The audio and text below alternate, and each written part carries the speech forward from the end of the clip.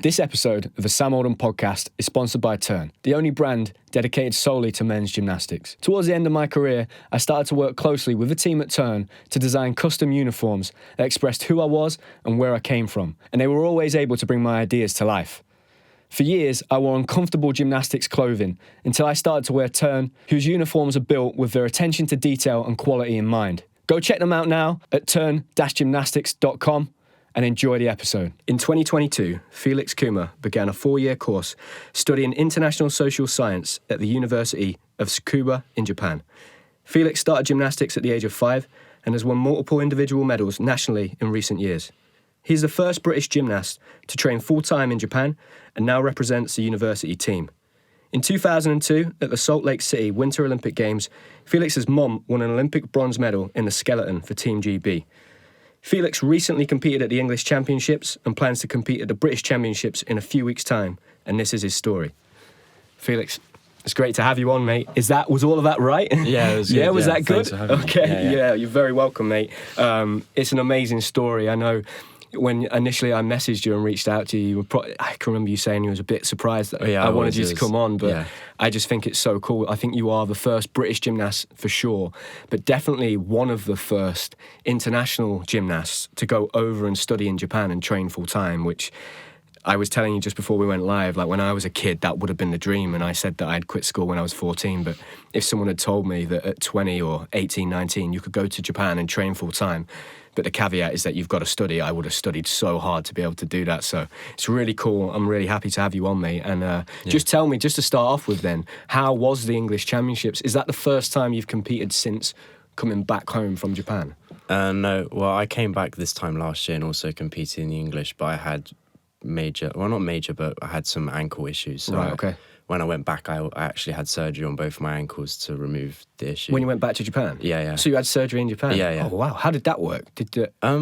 Was it done through just privately, or was it done through No, public hospital. They're really great there. So basically, you have like health insurance, and it's not free like the UK because they don't have the NHS. But basically, I just went to the hospital, and the doctor who is the ankle doctor in the hospital actually is the doctor for the university gymnastics team. So I just got one of my teammates to message him, and he sent me a message saying, I'll come this day and I'll give you a checkup and have a look and see, because I had like, if I was to crush into my ankles, I'd have like major pain, because it was like, I had like, I can't remember the actual name, but I had like bone extra growth. So every time I landed short, I would like pinch on the bone, so it was like really, really So it was painful. like bone to bone? Yeah. So I went and saw him, and I had like maybe 12 x-rays on my ankles and chest and everything. They did a full checkup on me to see, I had a blood test, I had everything done. Did they pick anything else up other than the ankle, or? They noticed some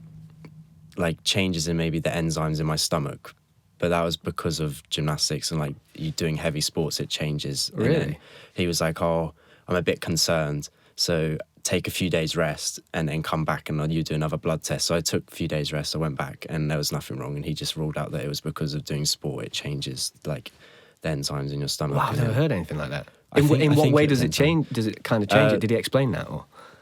He didn't really explain it. He just said that because of high intensity, it increases because I'm assuming you're consuming food quicker, you're getting energy out. So like the enzymes increase in your stomach, but then you have too much maybe. Okay. But I can't remember if it was exactly that. It was a while ago. So I won't quote you on it. But mate, that's amazing. So you basically had a full body checkup. Yeah. Which you would have never got here, right? Also, you'd have been waiting for months to see an ankle specialist. And also in the university, maybe I did it at the same time. The university, every student has to do a health checkup. So they check urine tests, they check chest scan, they check your height, your weight. They do everything to see that you're healthy. And then if you're not healthy, they'll recommend you to go see a doctor. So I have, because of gym, and I think I was nervous because I'd never done anything like this. I was like, oh my God, there's so much like that I have to do. I did a blood pressure test and my blood pressure was high, and they were like, oh, you need to take some rest and stuff. But it was because I was like, nervous. I was like, oh my God, there's so much going on. That's amazing, mate. So how has that injury been in the last year? Has it been a long process trying to get, was the surgery straightforward? Was it quite a straightforward surgery? Yeah, the surgery was straightforward. Maybe it took like 5 hours, but they did a scan whilst I was asleep afterwards to check that they'd like flattened out the ankle, the bone. And then literally the morning after, they made me walk. Bearing in mind I had both my ankles done, So you did both sides? Yeah, wow. They made me walk the next day. As soon as I woke up, they're like, "Oh, we need to get you walking and stuff." But yeah, it was a smooth surgery. So yeah, amazing. Maybe the rehab was all right, but I could still feel like a bit of pain just because the bone was quite tender still, I think, after the operation. So only like maybe 1 or 2 months ago, after preparing for the English, my ankles felt like quite strong and back to normal, and they feel all right now. So what does rehab look like in Japan? Like at that point, you're obviously a university student. Is someone leading that? Are you kind of left to your own devices? The doctor told me like the type of rehab to do, but he didn't give me specific exercises. But my mum's actually a physiotherapist, so I just got exercises from her to help me. So that's amazing. Yeah. So you kind of got everybody helping you out. That just sounds like the coolest thing ever. Like you would never get anything like that in the UK, would you? Like literally, as soon as I retired, I was like, right, here we go. Private healthcare's gone. It's time to go to the NHS. Yeah. To be fair, I do have to say, like my shoulder recently, I've had my shoulder looked into, and it turns out that I have 3 full thickness tears in my shoulder. So I've really messed my shoulder right up. And they've offered me surgery, and they were really helpful. They've kind of said, somehow you're still operating in normal life without any pain, so we don't really want to go in and do anything. But the way they explained that to me was that, like, if my tendon's like that, there's a hole that they could put their finger the whole way through. And I was like, that does not sound good. But so they've been great, but I do know, like, for you would have probably waited for a long time, right? You just have to be lucky to get someone that takes an interest in sport when you go into the NHS. But, mate, that's incredible. So you came back, you did that competition at the English this year. What is it like coming back, mate, and competing in the UK when you've been away for a year? And do you feel any kind of pressure where people are going, oh, he trains out in Japan, like, he must be amazing now because he trains in Japan, or do you just not feel that? I don't think anyone really has any expectations. I don't really think that way, so it's kind of all right. But when I come back, adapting equipment is the biggest problem. The equipment we train on in Japan is Seno, so it's more designed for like smaller, lighter people. So like if you compare the floors, the Seno floor is like really squishy and soft. So for like a heavy person, you have to put a lot of like force into it. Whereas like Gymnova, you can just like, it's more like springy. Okay. And then like things like the P-bars, like the structure of the actual equipment is just completely different. So getting routines done when I first got back was like a massive struggle because I just couldn't adapt because like I'm not a light gymnast, so I'm quite heavy. So like changing between the equipment is like it took a while. I competed in Japan quite a few times. I really like the Seno equipment. Yeah, I like it more than Gymnova now. I think the pommel shape is more like an old continental pommel shape, it is. But it's a bit softer. It's got quite good grip on it. Yeah. Sometimes you compete on pommels like a J&F or Spieth and you just slip right off, right? Yeah. So I really like that. The floors are just like a trampoline. But you're right, they are soft. You kind of have to wait a little bit. Whereas so like a Spieth would be quicker, like quicker reaction. Doing punch skills on the floor, especially like you hit the floor, and if you're not tight and ready for the floor, you will just like all your energy will go down into the floor, and you just like. So I was trying to do like a full twist punch double front one time, and I just did the full twist, and I just collapsed onto the floor because my legs gave out because all of the energy from my legs went into the floor rather than like the rebound jump. How do you find a bar? I can remember the bars used to be so soft. Like it's. I'm not great at high bar anyway, but high bar is like the biggest issue because the way that the actual bar moves is completely different to Gymnova. Gymnova's like in a fixed position and it only really moves up and down and a bit backwards and forwards, whereas the Seno bar is on like a ball joint in the socket. It's in like a ball and socket, so it can move everywhere. So like when I'm doing Kachev, I'm always missing it because I can't get the timing right and stuff. But on Gymnova, I can just like, if you like use it properly, you get like the ping out of the bar and then you can catch it easily. Is that your first I know that you've competed internationally, you've obviously competed on different equipment, but is that your first big experience of having to shift from equipment to equipment quickly and then compete, I guess?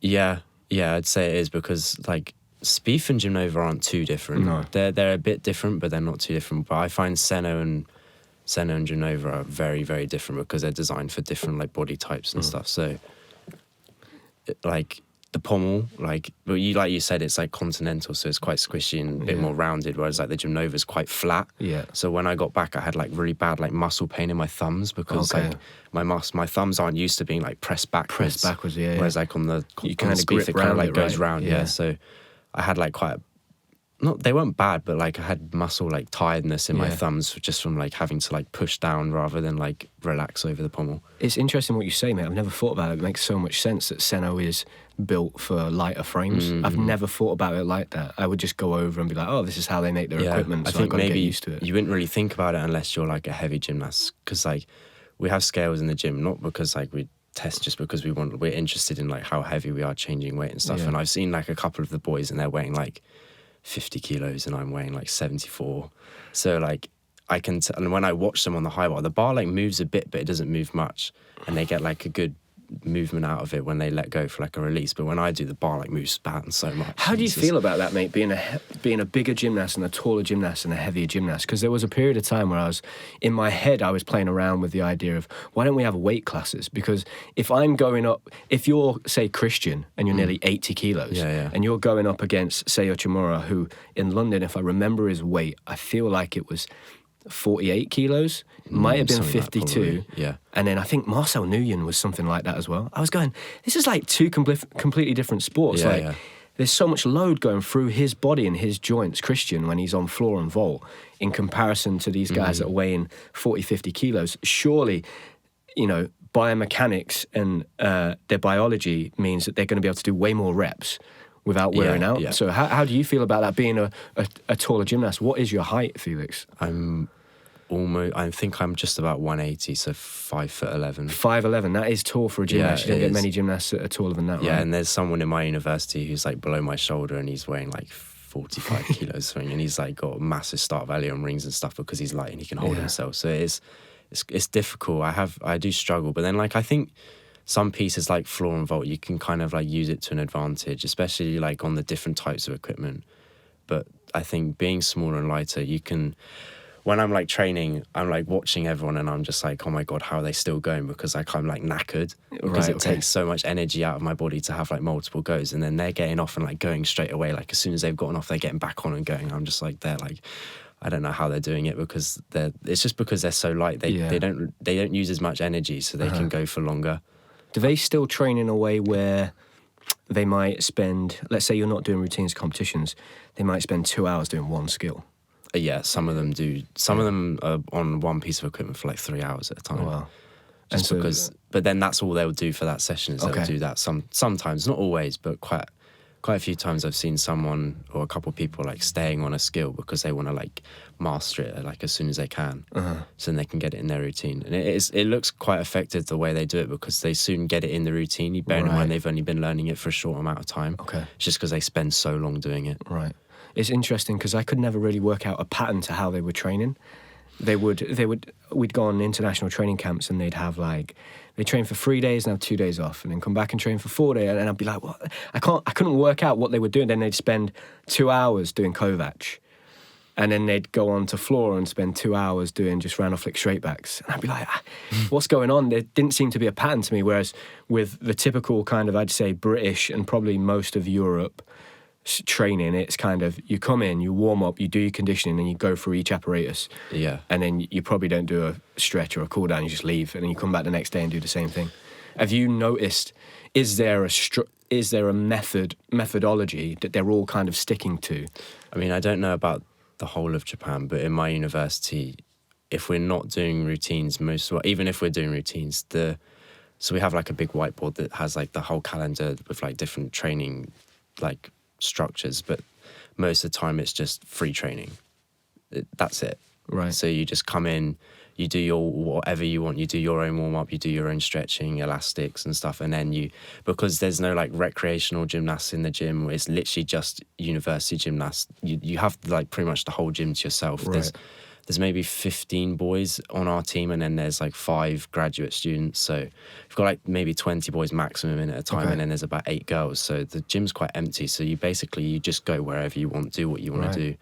So they kind of have like free reign of the gym, so you don't have to like specifically stay wherever the program says. Oh, mate, we'll come back to that, mate, and when you first went over to Japan and what that was like. But I want to kind of go back to the start, and normally I'll go into how somebody got into gymnastics, but I think for you, it's super interesting for people that are listening. I had no idea until you told me, but your mom is an Olympic medalist. Yeah. Just tell me, where did she compete? What did she win? In what sport? And what's that like growing up with a mum that's an Olympic medalist? So she won a bronze medal at the 2002 Winter Olympics in Salt Lake City doing skeleton bobsleigh. So I wasn't actually born at the time because I was born in 2004. So to me, I can't really, obviously I had no idea it actually happened other than I've got the medal in my house. So it's kind of like I know it happened, but it's not really like, I mean, it's like obviously a big thing, but because I've just grown up with it, to me, it's kind of like normal now. When I tell people, they're like really shocked and like, oh my God and stuff. But to me, I'm just like, because I'm used to it now because my mum, I live with my mum. So can you remember the first age that you've obviously seen her race? Can you remember what age you first watched that race at? Maybe 6 or 7 was the time I can probably remember. Right. But I actually don't know because it's probably a really long time ago. So obviously we've got like pictures around the house and stuff. So growing up my whole life, I've like seen the pictures, and I've seen the videos, but you can't find the video on YouTube, I think, or there's maybe like one video. So it's actually quite difficult to find. And did your mum retire after that Winter Olympic Games? Yeah, I think so. So she didn't carry on after that? No. So for you, all you've known is that's just my mum? Yeah. That's so cool, mate, because I'm interested in that because obviously I've just had a son. And so he's going to grow up similar to you, just knowing me as his dad. But obviously I went to the Olympic Games and my fiance Connie makes a big deal about, you should like keep everything that you got from there so you can show him, and like we'll have to show him videos and stuff. So I'm just really interested to know what that dynamic will be like, but it probably would be the same as what you've said, I'd imagine. I mean, to me, like obviously it's a big deal, but because I've grown up with it, it's not really like, I usually forget to I just don't tell people because it's kind of just normal to me. So it's not really like the first thing I'll tell people because also obviously it's not about me, but like usually like after I've known someone for like, I think there's people in the gym back home who I've trained with for like 5 years, and then I told them like a year ago that my mum was an Olympic medalist and stuff. Because like I also forget who I've told because obviously it's not like a major thing, so I don't like just go out and say, oh, my mum's an Olympic medalist. You're not going to turn up and introduce yourself. I kind of forget who I've told, so most of the time like people who I've known for a long time have no idea until they hear from someone else or me, so We chatted beforehand, mate, and I asked you this question, but I think it's important obviously to ask, like, did you ever at any point feel any pressure that, right, I'm in sport, there's a sport where you have the potential to compete in Olympic Games. My mum's been to Olympic Games and won a medal, but you said before we went live that you've never really felt that pressure. Just talk a little bit about that, because I think there certainly are a lot of athletes who've had parents that have been successful that then really struggle, because they carry that weight and that pressure and that everybody asking them like, oh, you're going to be like your dad or you're going to be like your mum. That can be quite heavy, right, to carry that weight. Yeah, but I think it's not heavy because it was a completely different sport and a completely different Olympics. So, like, I've never watched, other than on the TV, I've never watched skeleton bobsleigh in like real like time, and I've never tried it because obviously the UK, we don't have the sport. You have to go abroad and train there. So, I mean, also my mum won the Olympic medal, so it's kind of like we've already got an Olympian in the family. So it's not really like something that's been like a big deal because it's already happened. It's not like my mum's mum was an Olympic medalist, and then it's not like it runs in the family. It's just like one thing that's happened. So it's kind of like the achievement's been reached, so it's not really, I mean, it's never really been on my mind. Like, obviously I'm not on the GB squad. I've been on England squad, and now obviously going to Japan, I'm not on it anymore because I'm not home. So like, I've never had the pressure at a competition to be like the top because I've not been on squad. And also my mum she's supportive and stuff, obviously, but she's not like pushing me to get like the top because she knows that like it's not really a huge goal of mine to go to the Olympics. Obviously, it would be nice to go, but like I've just never really thought of going because I've never been up at the top of the leaderboard in gymnastics before, I guess, maybe. How did you get into gymnastics in the first place then? I think my mum just took me to like a recreational session, and I think I enjoyed it, and then it kind of just continued, and then I got better, and then it's just all I've ever known since. So I don't actually really know why. She just put me in a class and I enjoyed it. So, I mean, when I was like a few months old, she took me to Huntingdon for like a baby group. So I think she had in her mind she wanted me to maybe do gymnastics. Were you living around Huntingdon at the time?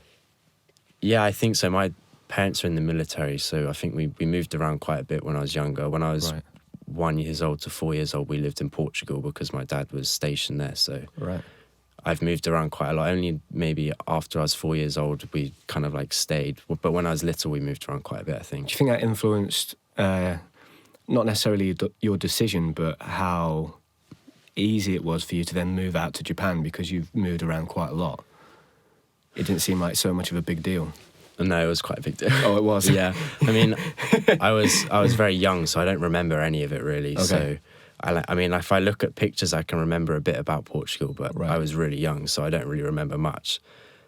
So, I mean, I've travelled a lot on holidays and also for competitions. So I've been away from parents and stuff, but it was quite a big deal moving away, yeah, because it's like the living by yourself bit and like having to do everything by yourself I've never done before. That was the more scary part. Yeah. And also you're 6,000 miles across the globe, so.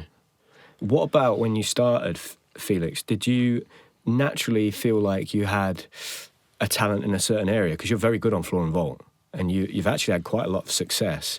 Like going through your Instagram and looking at the medals that you've won in recent years on floor and vault at British level, it's really impressive, mate. Thanks. Has that always been there? Is that something that developed over time, or do you feel like you had a bit of a natural gift on floor and vault? I mean, so I was at a club called Excel before I moved to Portsmouth with Adam. So when I was there, I wasn't like the coaching wasn't the best. So I was kind of like things like high bar dismount. I was like flying and almost hitting the trampoline because it was really early and stuff like that. So Ads had like loads of really good like tips and stuff, and he went so on like floor for twisting, like I could do like a full twist I think when I moved to Portsmouth, but it was like a bit all over the place. So he took me to trampoline, we did straight backs and then lots of like straight back late half twists and stuff with support and then by myself. And then he's got this video where I do like a 1.5 and I like bounce off the trampoline and like almost hit the wall and go out the fire exit and stuff. So like at the start, it didn't come naturally, but then after being with him and doing lots on the trampoline, it suddenly clicked. And I think by the age I was like 13, I could do like triple twists and stuff. Wow. So I think naturally I could just twist because like I'm tall and quite skinny. It kind of like spinning was quite quick and easy,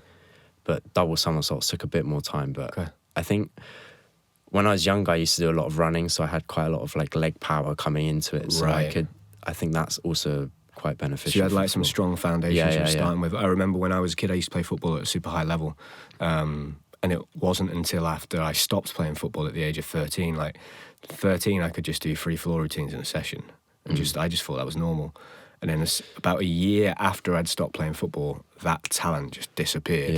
And I struggled to get through routines after that. But it was that football, just playing matches every week, that kind of helped me through with that. Do you think, Felix, that you had like the physical gifts that you were born with, but then what you trained with Adam was like that spatial awareness, and when those two came together, that's when you started to really I don't improve? think I really had much natural gifts for gymnastics. In terms of like physically, you know, because you are taller and you're quite strong and powerful. When you tumble, you go quite high, right? So you're quite powerful. I think my legs were powerful, but my arms were not. Okay. So like I was quite skinny and almost scrawny and like quite lanky when I was growing up. So it took a long time to get like the muscle strength in the arms. But I think the running and like the endurance from the running was what helped the floor.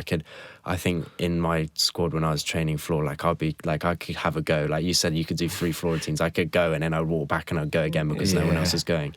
And I think also if you're having loads of goes whilst doing another like endurance sport or something, it's really beneficial for like being able to have a lot of goes and get in the like leg strength and stuff. Yeah, and the numbers. Being able to do more numbers than other people were doing. What were you like when you were growing up as an athlete? Were you one of the kids that just wanted to work hard? Did you need somebody else to push you? What kind of character were you when you were in that group when you first moved to work with Adam? Very shy. Okay. I was I was very, like, when I was growing up, I was a very nervous kid, so I think I was a bit afraid. And so I'd need a bit of like pushing from like Ads and stuff to get to doing more skills. I think I was a bit too much of a wimp basically to do some things. But I mean, can you remember a point in time in which that maybe changed? Like, was there like a point where you like took that leap and you kind of got over that fear barrier a little bit and that started to change a little bit? Because it's not like, you do get a lot of gymnasts that are like that, right? That are a lot of the time they don't have a trampoline in their gym, or they're petrified of going on the trampoline, and they struggle with like high bar dismounts, tumbling, dismounts on rings, things like that, anything spatial awareness, big vaults. So do you feel like there was a point in time where you kind of got over that fear barrier, and maybe it was just doing the trampoline work? Yeah, I think generally just growing up and becoming older, maturing, yeah, that helped. But I was doing a lot of trampoline, like you said. Like I always wanted to go on the trampoline and just like do loads of like triple fronts into the pit and stuff, and try and do like bigger skills into the pit. And I think doing lots of trampoline and like throwing yourself in safely, obviously not like dangerously, throwing yourself for like big skills into the pit, or doing stuff to like a hard landing like double front half at a young age, is actually you're like my spatial awareness built up a lot. So I think generally my skill level improved from doing a lot of gymnastics and knowing where I am in the air. Yeah, I can tell very quickly with a young gymnast whether they've got a trampoline in a pit in their gym or not. I think it's a huge advantage. And actually at Notts, one thing that Josh did when his gymnasts were younger, and they still kind of do, although they've not got access to the pits at the moment, is he just let them play on trampoline for 20 minutes to warm up. And by the time they were at the age of like 12, 13, they were wild. Like I'd watch them and be like shaking my head like, you guys are crazy. I would not be trying that stuff. But then I think it kind of desensitized them to that fear when they get onto the apparatus. Yeah. And they're just more likely to just go for it.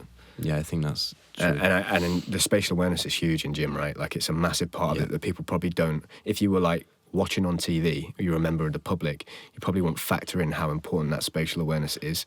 I think if you look at someone who's like not so good on floor, you can tell that they haven't really done much trampoline, because like if they have got some like okay skills but not high level like spatial awareness wise, you can tell instantly that they don't do like much trampoline, because doing trampoline and throwing yourself, even if it's into the pit and you're landing on your head, you can still work out where you are in the air. So I was doing loads of like half in double back out or something, and I'd land on my head, but it would hurt a little bit, but I'd then learn what I'd need to change to like rotate it more, and then eventually I'd get it going, and then safely, and then so I think doing a lot of trampoline is a big part. I think also Ads is quite like fond on building from trampoline. Like I said at the start, I did twisting, and also we're doing like when I was learning back and full and double on track, we'd do like lazy back into a double or back double puck first, and then half really late, and then do a late full twist, and then full, and then a late half, and then full. So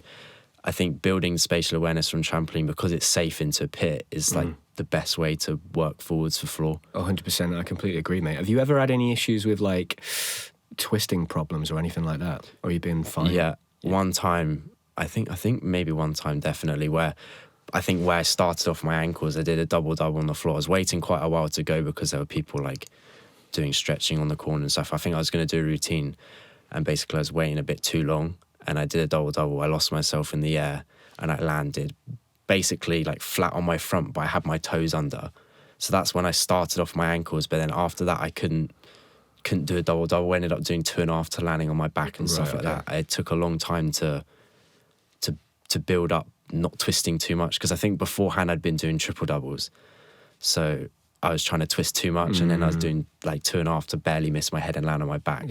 So it took a long time to slow down the twist and do full. So I was doing like double back full, but I was twisting way too early for the full twist and stuff. So you need to go like right back to the start and then build from there, I think. How important is it for the gymnasts listening, Felix, and also the coaches, because you've mentioned it quite a few times, to be able to have the skill of doing a late half twist? Because it's tough, right, to wait before you twist. It's really hard. I think it all comes down from spatial awareness and knowing where you are, especially from the trampoline. I think I've got this from Ads. He's very, like, he wants like a really nice, neat double puck and then a half turn, because if you can do the half turn right at the end, you can build up to like not twisting early, because twisting early is what's more likely to cause injury, because you're not going to get the rotation. So if you're twisting late, you're getting enough rotation and spin to then do the half twist late and then the full. And then when it comes to double, you have to twist earlier, but it's not straight off the floor. Yeah. I always that's the way I frame it when I'm working with kids or gymnasts or men. I always say, look, if it was a double-double, I'd say, look, it's a double back with a double twist. Yeah. Don't forget the That's double exactly back what part. Ads would say, yeah. I think that's what happens a lot of the time. Yeah. The kid thinks I'm doing a full twist and they just twist off the floor. And I say, whoa, straight back, full twist, set it up first, because that's going to, so that's really interesting. I remember there was a gymnast that used to train with me, this is perfect example for this. And when he came to the gym, he came a little bit later. Mm-hmm. So he was already maybe 15 or 16. And he had some technical issues with his round off flick. And he would twist off the floor straight away. So before his feet had hit the floor before the double-double, he was already looking over his shoulder. Mm-hmm. And he moved away, went to a different gym. And a few years later, maybe 5 years later, someone came up to me and said, oh, this gymnast has snapped his Achilles. And I went, don't tell me, it was on round off flick double-double. And they went, yeah, how do you know that? And it was because I'd watched the technical issues with his takeoff and had guessed that it was that skill. Tell me a little bit what it was like when you moved to that club and you were training with Adam. What was the club culture like and the environment you kind of grew up in, I guess, mate? When I got to Portsmouth? Yeah, what was it like? It was very different because when I was at the club before, I was one of the older ones. Okay. Even though we were still young, I was one of the older ones. So when I moved to Adam, there was maybe 5 or 6 boys who were like already 15, 16 when I was about 12. So it was very different. Like they were like throwing themselves for like big skills and stuff. So it was good to be around people who were chucking bigger skills because it's kind of like motivating for yourself. I feel like sometimes when you're like the top of the group, it's difficult to motivate yourself to do better because you're kind of already up there. So especially like why it's like great in Japan, because I'm like one of the worst in the group because there's so many people scoring like over 80 and stuff. So I'm watching people get up first, go do a Coleman or a Casino. So I'm just there like, Jesus, how the hell do they like get on with it so quickly? And it's just like, it's really good for motivation. So I felt like that when I first got here, even though I was quite scared and shy, it was really good to see people doing more difficult skills, because then you think, oh, I want to try that. I want to get on with it. It's all about like, I think, especially when you're younger, it's all about like trying new things, just having a go and see how it goes, because sometimes it might just click. Yeah. And not being scared to fail. That's a big thing, right? Yeah. I remember with me, there were times where I was just embarrassed to fail at ring strength in front of older guys because I'd look stupid. That's exactly how I felt when I first got to Japan, because they're all so good. I was really like scared and embarrassed to if I was to do a routine, I was really like nervous to fall off. I'd be like, oh, they're all watching me. They think I'm really bad and stuff like that. Like I have kind of like, I mean, you shouldn't think like that, but like I feel like I think a lot about how people like think about me. So especially when I go out to Japan, because the problem is when I first got there, I couldn't speak any Japanese. Like even like I could barely speak anything. So I couldn't communicate with pretty much all of them. There's like 2 or 3 boys who can speak decent English, but other than that, I'd just look and people be looking at me. I'm like, I have no idea what you're thinking, what you want to say to me. I'm just there like, it's very like nerve-wracking to just having people watching you and not say anything. Yeah. So like when doing a routine, I'd know they'd be watching me, but I'd be like, I have no idea what they're thinking about the routine. Are they thinking it's really bad? Are they thinking it's good? Are they thinking, like, what are they thinking? And also are you trying at that point as well, and we'll come back to like the gym and stuff and probably talk about Adam as well, like, but at that point in Japan when you're feeling like that, you're trying to get onto the university team. How many gymnasts compete? Can everybody compete? How does that work? I mean, I think that not for the Japanese side, the entrance exam for the university is very difficult. For me, it was really, really, really easy. I had to get 3 E's in my A-levels and then I was accepted. So it was really easy for me to get into university. But for Japanese, the entrance, it's a very, very well-known university. It's like top I think it's maybe the top for like sports, for like learning about sports, not actually sports, learning like the sports science. So for the students, it's difficult for them to get in. So there's like 7 spots, I think, for the gym team each year. Okay. And there was maybe 6 people on the team when I joined, so I could just join because there was an empty spot. Right. But there's not many that get into the team because also there's so many universities. Yeah. There's so much choice for people to go to. So like you don't actually get that many at any university. Maybe it's like 3 or 4 or 5 people that join a year because there's just so many options to go to. Mm-hmm. So like because the entrance exam's difficult, a lot of the students don't get in even if they wanted to join the gym team. So yeah. When you compete over there in Japan, when you do a university competition, how many guys are going up to compete on each apparatus? So I think it depends on the competition, but also like Usually it's about 6 people go, but not everyone has.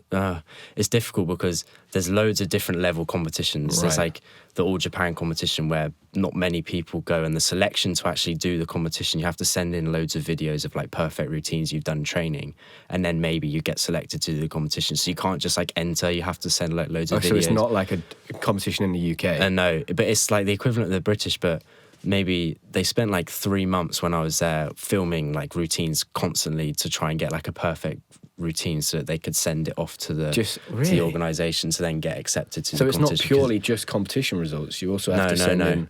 They have to be like, this is good enough to compete in our competition type thing. Wow, because I remember when I went over there in 2015 and I went to watch their national championships, I was like, I've lost count of how many people are doing casinas. Which in 2015, it still was relatively rare to have an all-arounder doing a casino in a high bar routine. And I was going, I'm 25, 26, 27. And I was like, I think like the first 50 scored over 80 or something. I was like, what is... I think I was talking to one of my friends on the team when we were looking at the results last year. I think there was 41 people who scored over 80 in the all-around, and then there was like lots of people at 79, so close to 80. So it's really high level. And compared to the UK, there's a lot of people doing gymnastics, like maybe 4 or 5 times more people doing gymnastics. Doing like elite men's gymnastics. Yeah. And then there's also people that don't do high level as well. So there's like hundreds and hundreds of people doing gymnastics. Compared to the UK, it's quite like a not very like common when you sport. think about it, there's not, if you were to say gymnasts that could do 6 pieces in a competition and maybe score, let's just say score over 10 on each apparatus, maybe 100 in the whole UK. It's not a lot, right? Whereas over there in Japan, I imagine we're talking potentially a couple of thousand maybe. Barely any of them specialise. I think almost everyone does all around, and they're just good on a piece, which is why they can get into the final. Is there an option to specialise in Japan? Like, could you have somebody that specialises, or no? There are some gymnasts, I think, because you have the all-around All Japan competition, and then you have the event all-around, the event competition. They're all at separate times. So one weekend it would just be all-around, and then the next weekend you have to send in videos. Another like weekend, and maybe a few months later, I think it is, it's just individual pieces. So it's like kind of like the finals at the British. Right, but I don't think it's through qualifying from the all-around. It's from the videos you send, and then you get accepted to the event finals. That seems so strange that it works that way. Like, it's great, but it's amazing how like they've got that extra level. It just seems... I remember when I was there, I was like, how do we compete with this? Like, it's so professional. When I went to the National Training Centre, they had like a train track going the whole way around the gym with a camera on it, and they could just remote control move the train track around the gym with the camera on. It was unbelievable. I've never seen anything like that before. The last day, when I was about to leave, the last session, the guy that was running the National Centre said, Sam, come into my office, I want to show you the view. So I walked into his office and you could see Mount Fuji behind it. There was 2 guys on computers with headphones in, and they were just editing footage of my training from the last 2 weeks. And so what it was actually doing was basically flexing, going, we've just filmed all of your training for 2 weeks. And I was like, what? Like, this is crazy. Like, it's a different level, for them, like winning the Olympic Games is it's a massive deal. They go into like the extremes to try and get an advantage over everybody else. Even in our university, in the gym, there's maybe, I can't remember exactly, but there's about 7 or 8 TVs around the entire gym. They're not all on, maybe 3 or 4 of them are on, but it has like 20-second delay. So as soon as you've got off, you can go back and watch your go. So like when I got back to the UK, especially on vault, I'd always get off and run quickly to go to look at the camera. And I'd even like, when I got home, I was getting off and like looking over to the wall where the TV would be, but I forget that it's not there because we don't have it in the UK. So I think that's like another way that they're like, so they're always filming stuff, even if it's on the TV or on their phone, they're always taking videos. And like I see some of my teammates are taking a video of like almost every go, and they're always watching it back, like analysing what they've done and stuff. I think that's another way that they're like much better than everyone else, because they're constantly trying to improve on Is that something you've picked up and you're doing more of? Watching... Because in the UK, right, gymnasts, especially younger gymnasts, they will only record to put it on Instagram. It won't be for... There's no way they're just analysing. It's not just for so I can go home and really work at it. It's because, right, I want to put this on Instagram and see how many likes I can get. And, do you know, does that make sense? Yeah, no, Whereas they're purely doing it for... And they do put it on Instagram as well. They do that. But it seems to me the main reason that it's being done in Japan is literally for analysing their performance to improve it. I was like that when I was in the UK before I left. I wasn't videoing a good go for Instagram. I was videoing a good go which I'd then post on Instagram. I wasn't doing it to then put on Instagram. I was just like hoping like, oh, if I can do a good go, then I can post it. But when I got to Japan and I saw everyone analysing and stuff, I kind of like, I don't film too often, but the thing is we've got the TV, so I'm always getting off and watching the go. Like we have a TV by the high bar and then floor vault rings. We don't really have one on pommel, but you can see P-bars in the background of one of the videos. So you've got every piece other than kind of like pommel. You can kind of see in the corner, but it's difficult. But pommel you can just film and stuff. So I'm always watching back my goes and trying to improve, because the coaching style is quite different in my university compared to, I think, the rest of Japan and also in the UK. So our coach is he doesn't actively coach, he observes, and then it's his idea of the way we train is to more get help from your teammates and yourself rather than getting it from the coach. So we're always, if you wanted to get input from the coach, you can go and ask him and you can get him to help, but most of the time he'll just observe from the side, and it's all about teamwork and trying to improve by yourself. Are there any times in which he does step in? And a few times, yeah, but most of the time... What does he do with all that observation? Is he making any decisions from that, or do you get any feedback or anything from that? Or I've had feedback a few times, but it's more he wants you to like, he doesn't want you to go to him. He wants you to go to the teammates, because like he wants like team improvement. That's kind of how it is in Japan. It's more like, that's why everyone does all around, is because they're more focused on how the team does rather than individually. So the coach is more like, oh, I want you to, because I've asked him before, I've been like, oh, I haven't really got much input. Is there anything like you can say? And he's like, oh, I want you to be more like involved with your teammates rather than with me. And he wants you to like watch yourself, ask like teammates who can do this skill. He's like, oh, how can I improve this and stuff? He wants like, because also a lot of the students are taking like teaching courses for sports. So I think it's because a lot of them are teaching courses, he wants the students to be helping like other students to practice teaching rather than the coach going in and teaching. He wants you to like help each other, basically. Yeah, it seems to me as well like nothing over there is done without there being a good reason. So he's probably so that probably makes sense that he's trying to teach the gymnast how to teach, by leaving you to your own devices. Is that difficult? Let's talk about Adam, because there are not a lot of people in gymnastics. I've got to word this in the right way. There's a lot of people that I respect in terms of their technical achievements, but Adam is one of the people that I really respect what his gymnasts do technically, but also just how they are as like young people, but how he is as a coach. Sport is ruthless, right? And it's like a cutthroat game, but I think he strikes that balance really well, and it seems like that to me on the outside when I watch the videos of you guys training online. It seems like you have a really good culture and environment in the gym. Is it tough going from a gym like that where you're probably getting a lot of input, and now you're training and you're getting no positive affirmation? There's nobody telling you, Felix, that was great, keep going. Is that quite a big shift? And what's that like when you come back to the UK and you get that again from Adam? What's your relationship with him like as a coach, and how's the environment he's created in your gym? What's that like, I guess?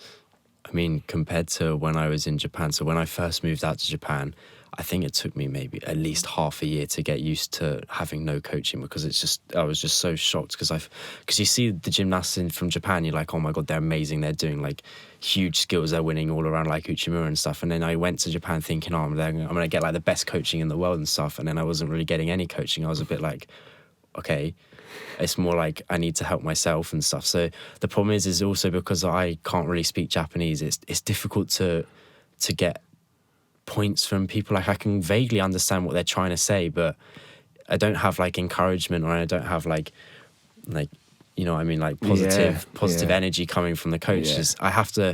Everything has to come from me. I can't. It's really difficult to, like, sometimes motivation in the gym is really hard because there's no one to like get you to go. Like the only way that you keep going in the gym is because everyone else is going, and you kind of like, because everyone else is going, you can't really stop and not really do much. You have to keep going until everyone kind of finishes. So when I come back to the UK, I get a lot of like, if it's much more like homely, I feel, because like I've got assistance from Adam and stuff, and I've got like friends who I can talk to and stuff. I feel like maybe the amount I do in training, maybe when I come back is a little bit less, but that's only because when I'm in Japan, I can't talk to anyone anyway, so I just get on with the training. In Japan, I'm usually like the first one to finish because everyone else, just when they kind of like start to cool down, they're like talking and stuff and stretching on their phones and stuff. So I'm kind of like to myself because like I'm not like not friends with them, like I'm close with them, but the problem is because I can't talk Japanese and they can't talk English. It's kind of like I'm like just like I'm there. Is it quite an isolating experience at times when you're over there? Yeah, when I first got there, it felt like because nobody was, obviously I couldn't talk to them, but nobody was trying to talk to me as well. So I felt kind of like very alone at first. Like I was like, oh, I don't really want to be here anymore because were there times where you thought maybe I've made the wrong decision here? There was definitely a period maybe like after a few months where I was like, oh, this is just never going to get anywhere because I can't talk to anyone. I just feel left out. I felt left out for a long time and I felt like nobody really wanted to get to know me and stuff. But last time I went back to Japan, I was like, all right, I'm going to actively try and talk to people more, even if I can't speak much, like be more, I'm going to try to be more friendly and happy and try and get people to come and like see that I'm not scary or anything. Because I feel like maybe they were quite scared of me because I'm foreign. Yeah. So I was very just like, I was trying to be more friendly with them and it actually worked out. I got a lot more people like interacting with me, a lot more feedback and well, not so much feedback, but like friendliness. There was a lot more friendliness with everyone and it just after like coming back, I was just like, oh, I felt so much more like at home there. Yeah. And like I'm really close with like a lot of them and stuff like that. And even there's one gymnast who like I'd like say well done after a routine and stuff, and he'd just look at me and he'd just like pat my hand or something, and then everyone else he'd be like, oh yeah. So like he went and won the floor at the Paris World Cup. And after he came back, I think because he like beat Luke Whitehouse, and Luke Whitehouse tried to talk to him to say like well done and stuff, and he was like, oh, I can't really speak English. I think after that he kind of was like, oh, I've got someone in my university who can speak English, so I can interact with. And after I got back, he was like a completely different person. Really? I was like, he was really friendly with me and interacting with me and trying to speak English and stuff. So I think it comes from both of us. Both sides. Like I need to be trying to speak more Japanese and be more friendly with them, but then they need to kind of like not see me as someone scary. I'm just a human like them. Yeah. So after that, it was like I enjoyed training there so much more. But the first like half a year or more, it was difficult, definitely. What's Adam's approach and the approach in your gym to training? You know, what's that like? Is it, you know, you would go into some gyms and, you know, I remember people saying before, like, they've come to train at Knots, this was in the past, it'd be quite an intimidating environment. Like, it's quite quiet. You maybe have some of the older gymnasts, like, shouting, swearing, like, very much like a pressured environment. You'd come in and feel under pressure. Or maybe you'd walk into Lilleshall sometimes. And I never used to think it helped that when they had wooden floors, because the floors are cold. I think it just makes everyone else feel less relaxed. So you'd walk in and feel like on edge. Yeah.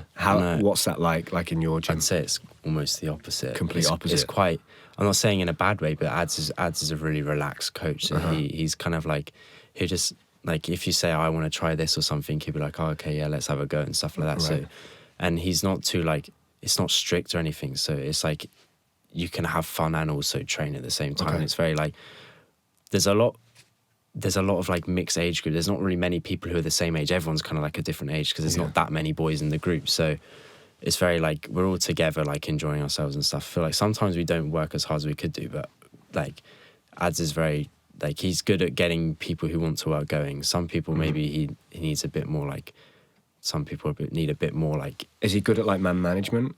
Does he coach you individually, or does he kind of like a whole group? These are the rules. Stick to this. If you veer off this, then it might not be the right place for you. Or is he good at, okay, this gymnast needs this from me. This gymnast needs this. This one needs to be held back. This one needs to be pushed forward. He's really observant with everyone, and he's also quite observant with the girls as well. Right. So he's kind of like, he's coaching all the boys because he's like, I think he's head coach of the gym. I'm not quite sure. I'm pretty sure he is. So he's like, focus obviously on the boys, and he's always like supporting the boys, even the boys that he doesn't coach. He's always like cheering them on and giving them like tips and stuff. But then also sometimes like he'll go to the girls and he'll start supporting them if they need help and stuff like that. So he's very like open to everyone, and he's really supportive with everyone in the gym, and he wants everyone to be doing the best they can. I think it's a really good environment in our gym. It's a great way to be as well. Like for you as a gymnast, Felix, that works with a coach like that as well, you know, there are some coaches I think that get into gymnastics, particularly quite young ones, that maybe never really achieved what they wanted to in their career as an athlete, so they're always chasing, right? So their gymnast results is a reflection of them and how well they're doing, and you can see the pressure, and they want a kid on squad, go to Junior Europeans, Olympic medal, like that's what I want. It strikes me Adam's maybe not like that. No, I wouldn't say. And would you say, like, just in general, it's more of a case of if that does happen, and I get a kid that's incredibly talented and they go down that path, great. But like, I'm just here because I love coaching gymnastics and I'm trying to give those athletes the best. For me, I always feel like that's probably the best way to go, particularly with your relationships with those gymnasts as well, like on the long term. I think a lot of the time, if you're a young coach or not even a young coach, you know, an experienced coach, and it's literally all about, right, how well has my gymnast done at this competition? If they do bad, then I feel bad like that, then I think that can be quite a dangerous road to go down, and actually you end up probably not enjoying the experience of coaching yourself, you know. I mean, I think he hasn't, not that I know if he hasn't really got like a main target. He just wants anyone he coaches, if they do well, he's just really proud and supportive and stuff. And he's also like, he's now the head coach of the England squad, so he wants, like, when he goes to competition, he wants just everyone to do really well. He's not focused on anyone. He's not got like a main target. Obviously, he wants to win, but it's not like his main goal. He just wants everyone to have a good time and enjoy and do good gymnastics. And I think it's a great way to be when he's coaching. How helpful is it, him being a very highly qualified judge? How helpful is that for your gymnastics? Very helpful, because especially when we do like control competitions, he'll judge and stuff. So the scores you'll get in training will be very accurate to what you get in the competition. So you can realistically see what you're targeting to score. And also, like, even before the English ads would, like, for the 4 seniors that did the competition, ads went through like routines in his head based off of how we had been training them, and he was taking like deductions, and he basically did like a target score which he thought we could potentially get and stuff for everyone. So that's also a great way, because you can see what, if you were to go fully clean on a competition and do well, that's like the target score, and that's where you could be at. So it's very like ensuring to, you know, where you're at the time. Yeah, and sometimes I think you will have seen this yourself. You have those situations where I used to listen to them in the car when personal coaches would ring Sergey and tell them what scores they got in control comps, and I think, they've not scored that score. So when you've got a coach that is judging your routines but isn't actually a judge, sometimes because you're bought into the gymnast doing well, you might be like, oh, that routine was a 14.6, and then you turn up to comp and you get like a 13.8 for the same routine, and you're like, there's a mismatch here. But having a judge, I think because of their profession, they take it quite seriously. They're going to judge you properly, right? Yeah. And also sometimes, because he's a very high level judge, if you ask him to, like, he can be really harsh on you, because then because he knows what he's taking and he knows what he sees and stuff, and he knows where the deductions are coming from. If you ask him to like judge harshly, so that like you can then see when you get to the competition your scores will be high, because you know exactly where all the deductions are coming from, and you can work in the routine to be more cleaner in those areas, and you can target those areas that need more work rather than just generally doing routines. You can push for the areas that are not so clean to then make the overall routine cleaner. Okay. And when you decide what routines you're going to do, I know it's maybe different because you're in Japan now doing most of your training, but when you were there training with Adam, is he designing the routines and structuring the routines, being a judge, or is it, you know, a joint effort? Is it your ideas? Is it just you designing the routines? I'd say maybe 75% is coming from him. So you tell him the skills.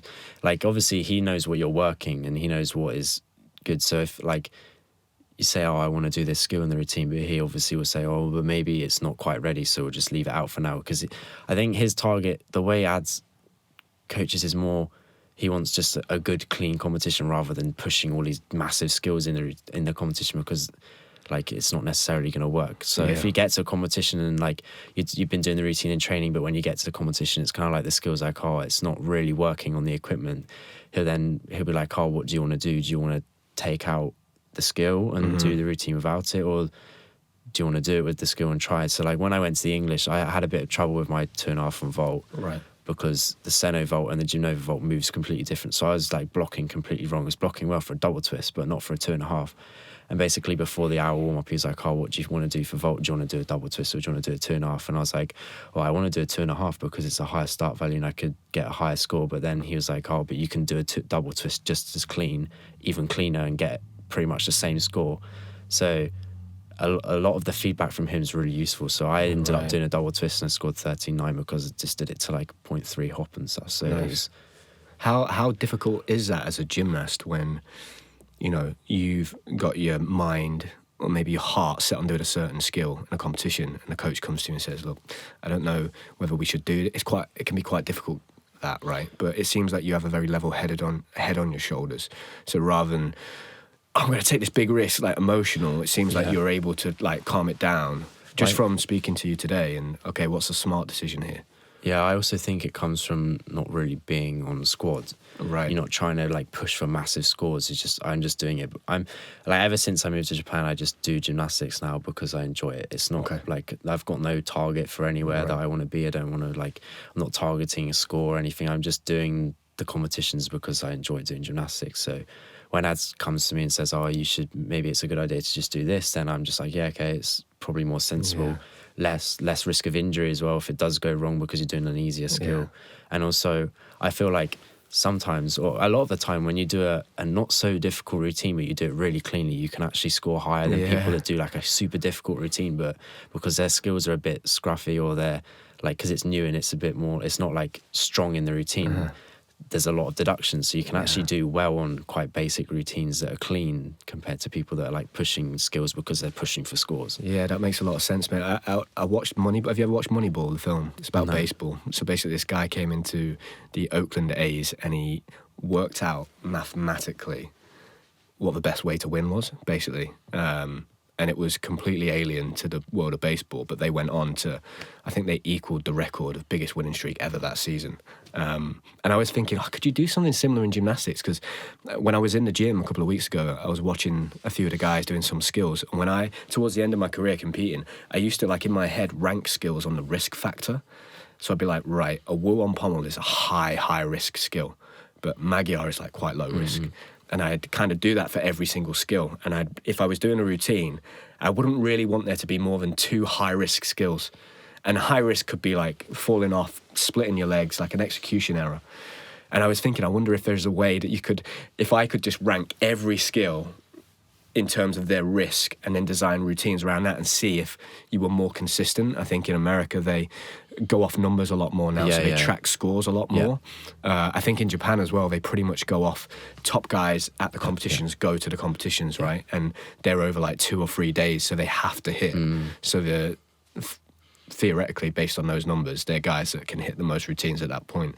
I don't think we really do that in the UK. It's kind of a bit more like you said, it's more high risk, high reward. So those gymnasts will turn up that are under that pressure, that are on the GB team, and they're like, I know I've got to hit a big routine here if I want to get this spot to try and compete, because there's only a few spots and there's 10 of us going for that one spot. I mean, if you think about it, when you go to the Olympics like you have done, you're not doing one all-around competition. If you're in the team final, you maybe, especially if you're in the team final and individual final, you're maybe doing 3 all-around competitions. So like when we go to the British, we just do one all-around competition and then some finals the next day. And some people like maybe 1 final, some people 5 or 6. So whereas like, especially America and Japan, they'll do Saturday, they'll do all around. And then Sunday, they'll do all around. And then they'll do the finals another time, because at the Olympics, obviously the finals happen a few days later. So you don't need to do them straight away. And I think that's like why their scores are more consistent, because they're always training for 2 days worth of all around, and they know they can do their routine. So I think kind of like the Japanese gymnasts, after what I've seen, is very like, if their skill is not really working, they'll take it out of the routine. They won't take risk. They'll only do the routine if they know they can do it. So like when I was doing a competition, the first competition I did, I was going to do my catch-up in the competition, and then they were like, but it's not really working, you should maybe change it. And they helped me change the routine a bit so I could do it a bit more simpler but cleaner. So I feel like that's more the way that it should be, because like they're so focused on how well they can do their skills rather than trying to push for like high scores. And because they're doing like some of them don't do like super difficult routines, but they're still big routines, but they're doing it super cleanly, which is why they're getting like 14s and stuff. Yeah. And I think that's more how America's doing it as well. They're focusing on trying to get scores rather than like, and just I feel big like skills. the Americans, when they first like adopted that approach, the routines were a lot more basic. And because they had to hit to go, the gymnasts were encouraged to do less difficult routines. But now they've got now they've trained that way, and they are more consistent. Now they're up in the, and now they've got both. Yeah. So now you're getting like gymnasts like Fred, and even Yule, doing super clean gymnastics, but very big difficulty as well. Yeah. But that's like a long process. I think that's maybe something that I feel in the UK. Maybe I don't know what it's like in Japan, but definitely in the UK, there are just not many opportunities to compete. Like, how do you get used to competing under pressure if you only compete 4 times a year? There's no way you can do that. And a bit like what you said, when you go to a major championships, that's why there's levels to the game. So you might make your first major, right, at like 17, 18. But I'm like, but you've now got to compete 3 or 4 times in a week, and you've got to do a control comp under pressure every week leading up, 3 times a week. Can you do that many routines? Can your body take that? That's the levels to it. And I think, that is why the sport is so hard. And potentially, if there was more of an emphasis in this country of doing more competitions and competing more.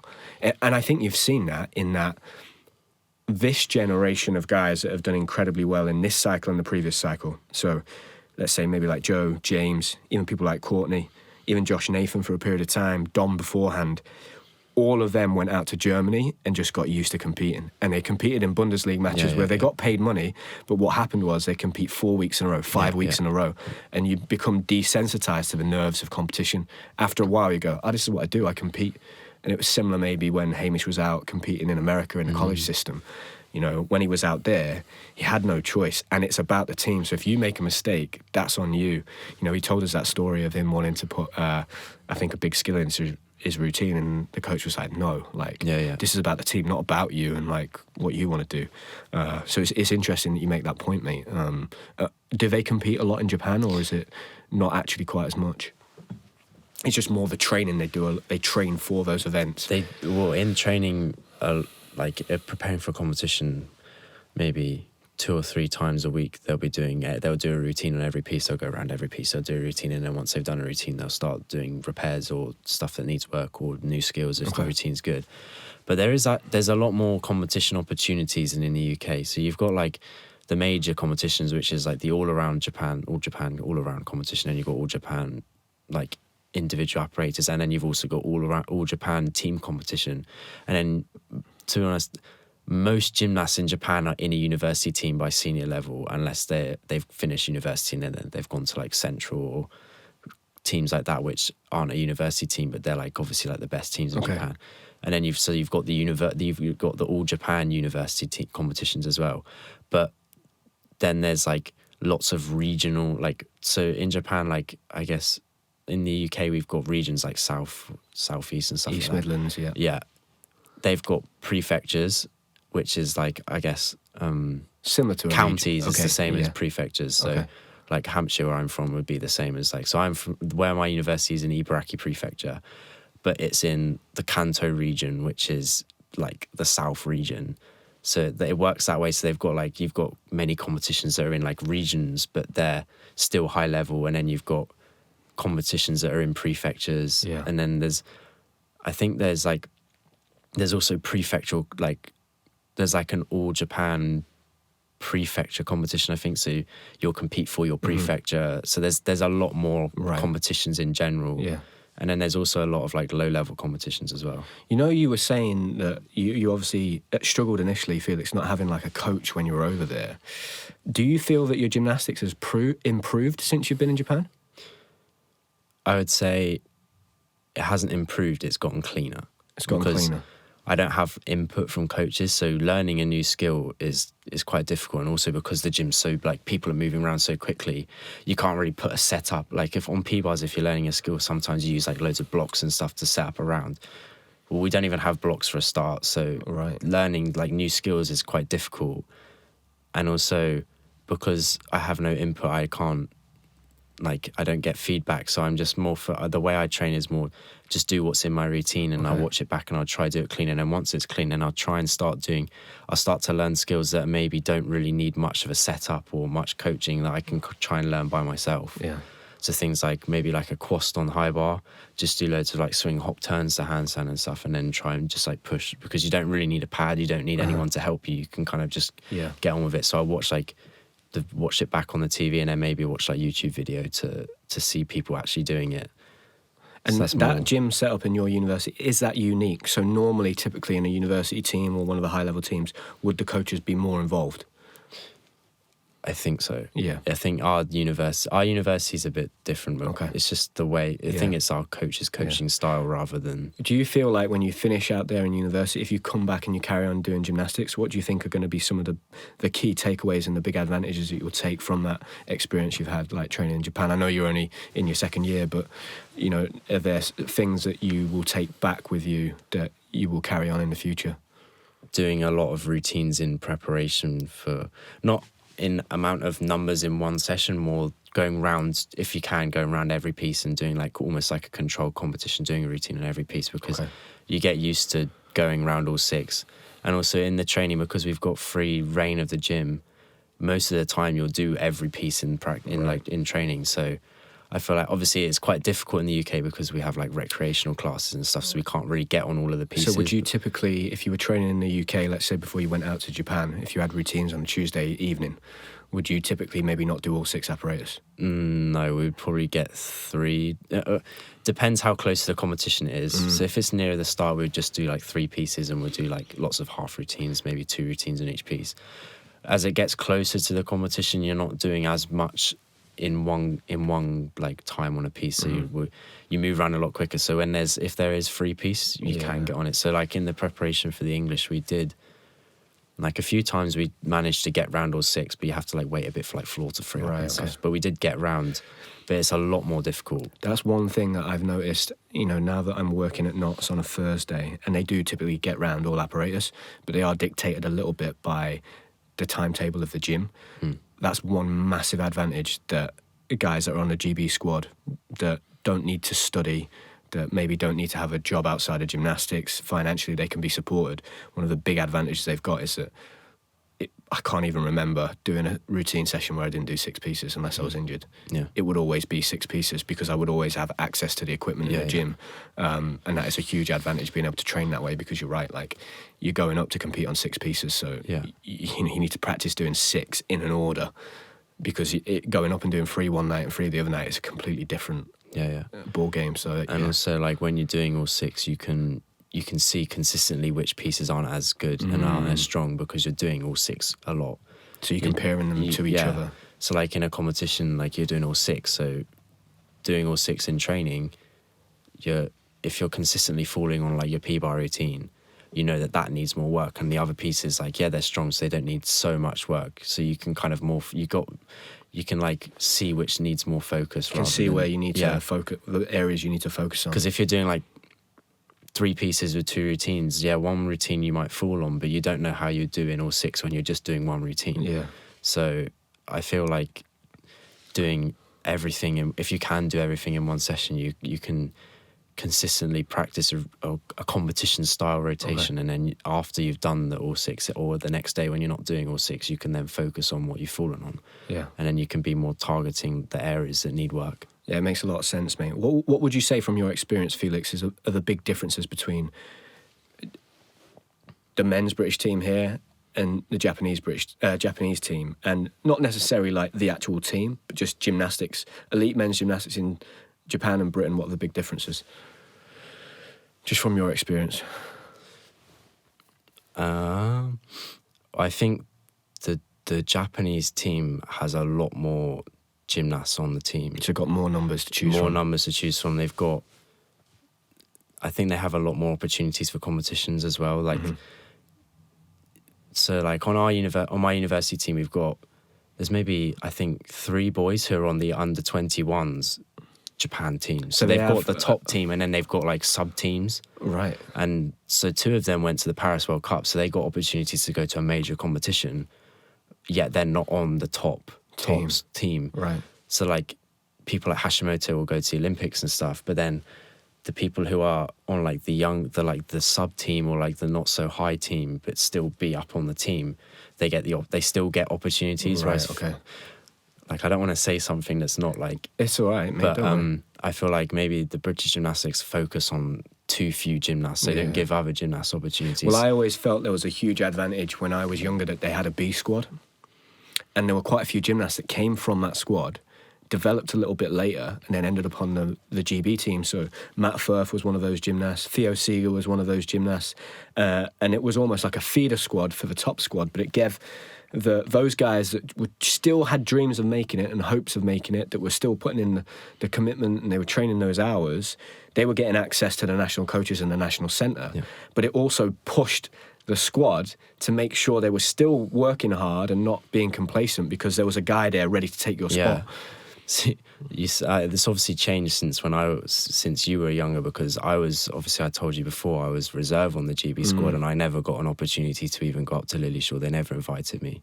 Yeah. There was even people on the team at the time who were injured, and I never got an invite. Like, I was top reserve because obviously I won floor and I won vault, and I've also won silver 3 times in the space of 2 years in under 18. So, like, I know I got better older, but I was still reserved for the team. But they never gave me I never got an opportunity to go up and train with the GB squad. Even if someone was injured, they wouldn't. The person who was injured just wouldn't go, and I wouldn't get an invite.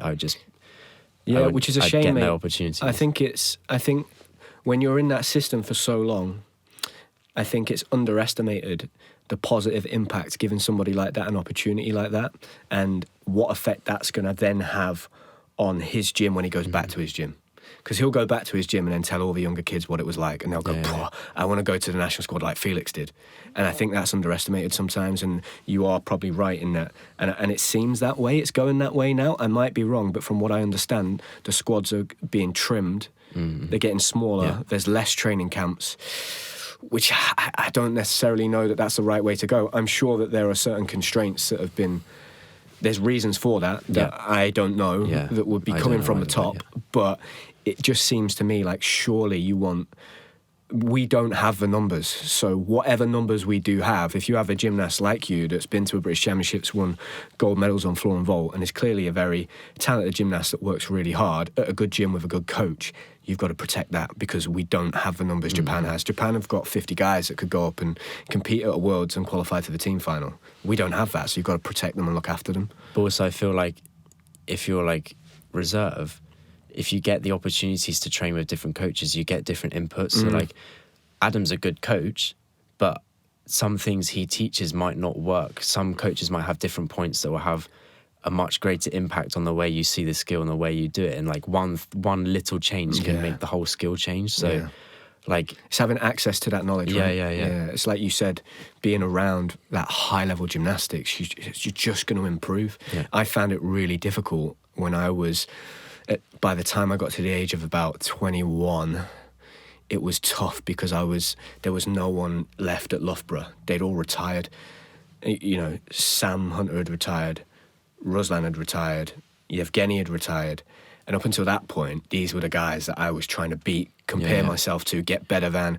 I'd go to training camps with GB, and I'd find the guy that was just above me, and I'd just watch him for the week and go, right, if you're doing 10, I'll do 11.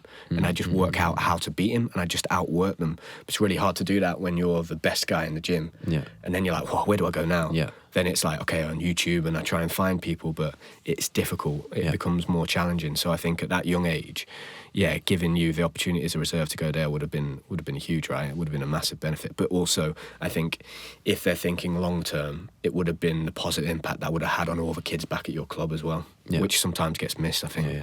What was your experience like at the English then, mate? You've just competed at the English. How did it go? And what was it like? Are you happy with the performance? Well, it was the first all-around competition I've done in maybe just over a year because of my ankles and stuff. So there were bits that needed work, but overall I was happy with how it went. I had 3 falls and an extra swing on P-bars, but like the way they did the podium training and the hour warm-up was like, I've never experienced it before. Podium was like so crowded, and then the hour warm-up, we didn't even get an hour, we got 49 minutes. Right. So we were as soon as you finish one piece, like you had to like, I literally was running between pieces. So I got really tired really quickly in the hour warm up, and then I had to go and do the actual competition. So it was quite a lot. And also because I have bad ankles, I have to do taping. So like I missed the whole floor rotation because I was doing the tape, which I didn't realize, because I would have done it beforehand if I'd known it was going to go so quick. But I had to quickly do the tape, and because I was rushing, I kept messing it up. So I had to like rip off bits. That's one thing that is, you know, the organisers of competitions in the UK sometimes, they don't necessarily think about the athletes. No. Because they'll be thinking, right, if we start early, we finish early. But if you've not told everyone that they're going to arrive expecting to start the warm-up at 1 o'clock, but you've decided, right, the competition beforehand's done, let's start early, then we all get to go home early, and they start it at 1:45, and that can really throw you off when you've trained for months for something, and you don't really...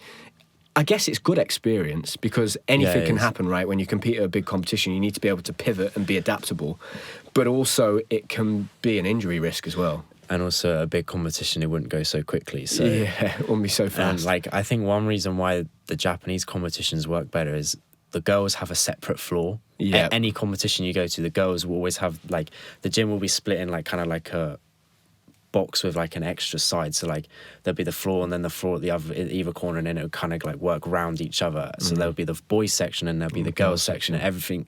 The competition happens separately, even though it's all happening at the same time. It's happening separately. So the girls, if the girls are finished or like waiting for next rotation, they'll move to next rotation. It won't be everyone moves together, which is the problem with, I find, in the UK, because everyone's doing one floor.